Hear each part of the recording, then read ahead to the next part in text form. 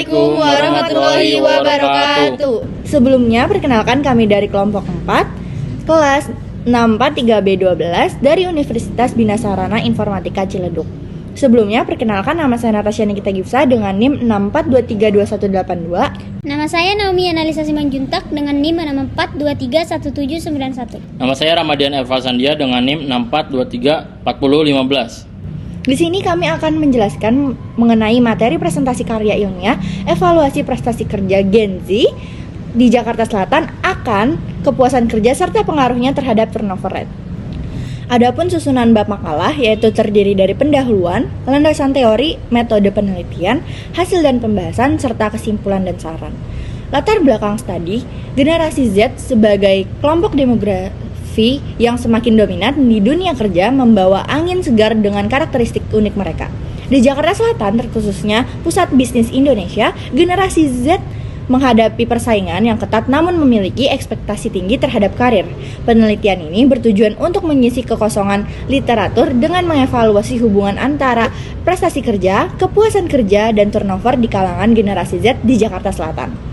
Dengan memahami faktor-faktor yang mempengaruhi kepuasan kerja mereka, diharapkan penelitian ini dapat memberikan kontribusi bagi perusahaan dalam menciptakan lingkungan kerja yang lebih kondusif bagi generasi Z, sehingga meningkatkan produktivitas dan retensi karyawan.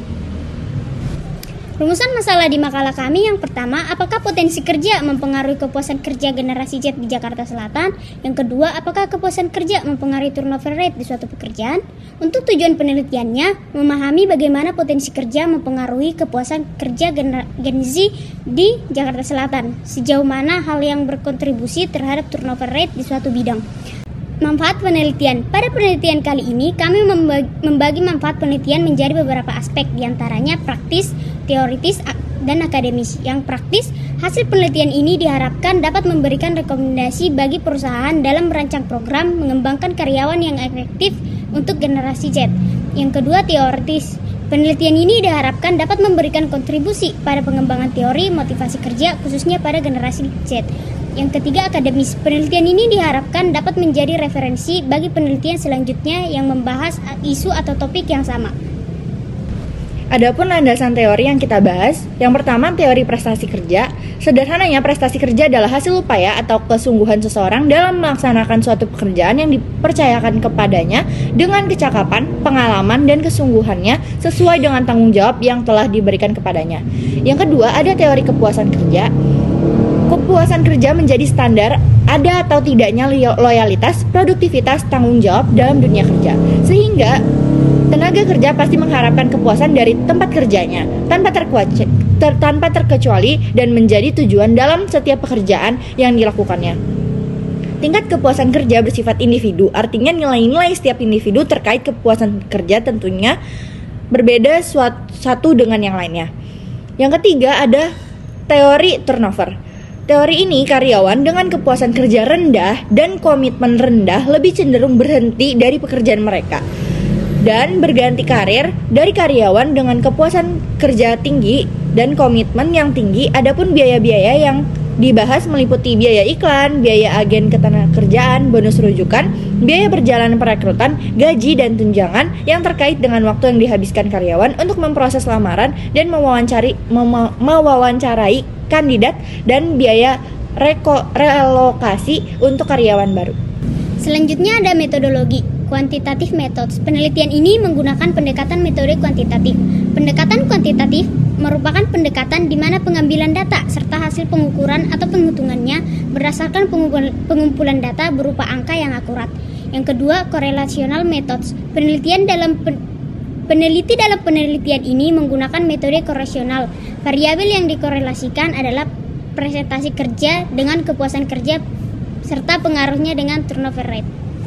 Berikutnya, populasi dan sampel. Populasi pada penelitian ini adalah karyawan atau tenaga kerja angkatan generasi Z atau kelahiran 1990 sampai 2010. Jumlah responder yang baik dalam suatu penelitian berkisar 30 sampai 500 orang. Sampel diambil menggunakan teknologi konferensi samping atau teknik konferensi samping merupakan teknik pengambilan partisipan yang mudah dijangkau, berada di sekitar yang bersedia untuk menjadi responder.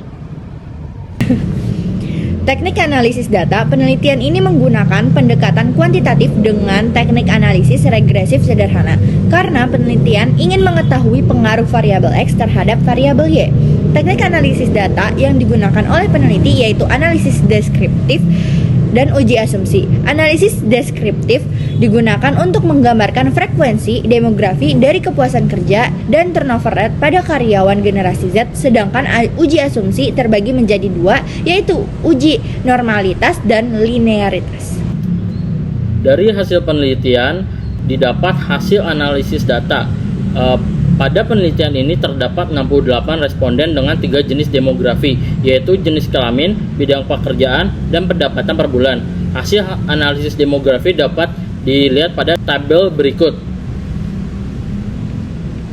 Selanjutnya, berikut adalah hasil kategori scoring pada alat ukur turnover yang terbagi menjadi 4 kategori, yaitu sangat tinggi, tinggi, rendah, dan sangat rendah. Seperti yang bisa dilihat pada tabel berikut, tabel 2. Berdasarkan data deskriptif yang diperoleh dalam kategori variabel turnover rate, dapat dilihat bahwa terdapat 22 responden yang berada di kategori sangat tinggi, 26 responden yang berada di kategori tinggi, 10 responden yang berada dalam kategori rendah, dan 10 responden yang berada di kategori sangat rendah. Nah, selanjutnya berikut adalah hasil kategori alat ukur variabel kepuasan kerja terbagi atas 4 kategori, yaitu sangat tinggi, tinggi, rendah, dan sangat rendah. Berdasarkan data deskriptif yang diperoleh terkait kategori kepuasan kerja, dapat dilihat terdapat 6 responden pada kategori sangat tinggi, 17 responden pada kategori tinggi, 40 responden pada kategori rendah, dan 5 responden pada kategori sangat rendah. Lalu selanjutnya ada tabel statistik deskriptif hubungan gaji terhadap kepuasan kerja. Berdasarkan data yang disajikan, terdapat korelasi positif yang signifikan antara tingkat gaji dan kepuasan kerja. Karyawan dengan rentang gaji 15-30 juta rupiah dan di atas 30 juta umumnya tingkat kepuasan kerjanya yang paling tinggi. Sebaliknya, karyawan dengan gaji di bawah 3 juta rupiah cenderung memiliki tingkat kepuasan kerja yang lebih rendah. Lalu tabel berikutnya dapat dilihat ini. Berdasarkan analisis statistik deskriptif yang telah disajikan, terdapat beberapa temuan menarik terkait kepuasan kerja dan tingkat turnover antara karyawan laki-laki dan perempuan. Secara umum, dalam sampel ini menunjukkan tingkat kepuasan kerja perempuan lebih tinggi daripada laki-laki yang hanya 41,178. Hal ini ditunjukkan oleh nilai rata-rata kepuasan kerja lebih tinggi pada kelompok perempuan. Namun perlu diperhatikan bahwa tingkat kepuasan kerja pada perempuan variasinya juga lebih bervariasi, seperti yang dilihat dari nilai deviasi standar yang lebih tinggi, yaitu 21,104. Sementara itu untuk tingkat turnover laki-laki cenderung memiliki skor yang lebih tinggi, yaitu 76,667 dibandingkan perempuan sebesar 63,43. Meskipun demikian, variasi tingkat turnover juga lebih tinggi pada kelompok perempuan. Lalu berikutnya ini adalah tabel 6, yaitu uji regresi linear. Berdasarkan hasil uji di atas, koefisien korelasi menunjukkan seberapa kuat hubungan antara variabel independen dengan variabel dependen. Dalam model M1, nilai R sebesar 0,764 mengindikasikan adanya hubungan yang cukup kuat antara variabel-variabel berikut dengan turnover rate. Nilai R square menunjukkan proporsi variabilitas dengan variabel dependen yang dijelaskan oleh variabel independen. Dalam model M1, nilai R square atau R kuadrat sebesar 0,584. Artinya sekitar 58% variasi dalam turnover rate dapat dijelaskan oleh variabel-variabel dalam model ini. Mirip dengan R kuadrat, edges R kuadrat sudah disesuaikan dengan jumlah variabel prediktor dan model. Nilai ini berguna untuk membandingkan model dengan jumlah variabel yang berbeda, sedangkan nilai RMSE merupakan ukuran rata-rata kesalahan prediksi model. Semakin kecil nilai RMSE, semakin akurat model dalam memprediksikan nilai sebenarnya.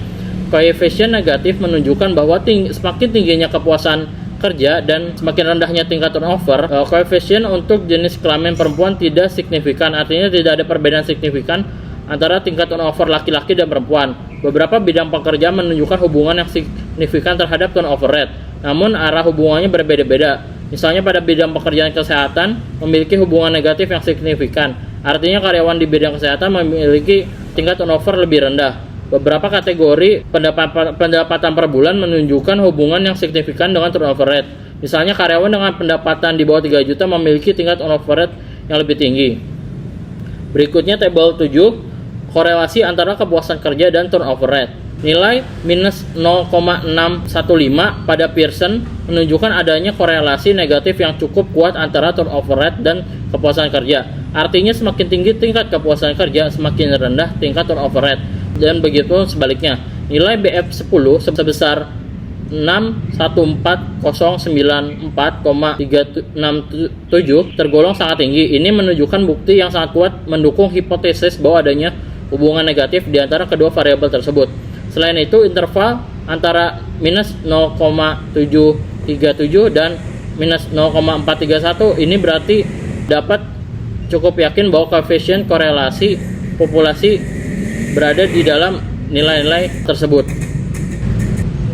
Adapun kesimpulan dari materi ini, hasil penelitian yang telah diperoleh peneliti mengenai pengaruh kepuasan kerja terhadap turnover rate pada karyawan generasi Z di Jakarta Selatan, diketahui bahwa kepuasan kerja mampu mempengaruhi turnover rate secara negatif. Artinya bahwa semakin tinggi kepuasan kerja, maka akan semakin mampu untuk menurunkan tingkat turnover rate. Pengaruh kepuasan kerja terhadap turnover rate pada karyawan generasi Z memiliki nilai kontribusi terhadap 58,4%. Saran dari makalah kami untuk memaksimalkan prestasi kerja, meningkatkan kepuasan kerja, dan mengurangi turnover rate generasi Z di Jakarta Selatan, perusahaan perlu 1. Menciptakan lingkungan kerja yang adaptif dan modern, menyediakan teknologi canggih, ruangan kerja yang fleksibel, dan kesempatan untuk kolaborasi. Yang kedua, memberikan feedback dan pengakuan yang teratur, mengimplementasikan sistem umpan balik yang berkelanjutan dan memberikan penghargaan atau pencapaian. Yang ketiga, mendorong keseimbangan kehidupan kerja, menawarkan jam kerja yang fleksibel, kebijakan cuti yang mendukung, dan program kesejahteraan. Yang keempat, menyediakan peluang pengembangan, memberikan pelatihan, mentoring, dan kesempatan untuk mengembangkan keterampilan baru. Yang kelima, membangun budaya perusahaan yang kuat, menciptakan lingkungan kerja yang inklusif, positif, dan mendukung, serta mengkomunikasikan nilai-nilai perusahaan dengan jelas. Yang keenam, menawarkan jenjang karir yang jelas, memberikan peluang untuk kemajuan dan pengembangan karir. Dengan memahami dan memenuhi kebutuhan generasi Z di Jakarta Selatan, perusahaan dapat menarik, mempertahankan, dan memaksimalkan potensi generasi ini akan menjadi bagian terbesar dari angkatan kerja di masa depan. Sekian presentasi dari kelompok kami, kurang lebihnya mohon maaf. Wassalamualaikum warahmatullahi wabarakatuh.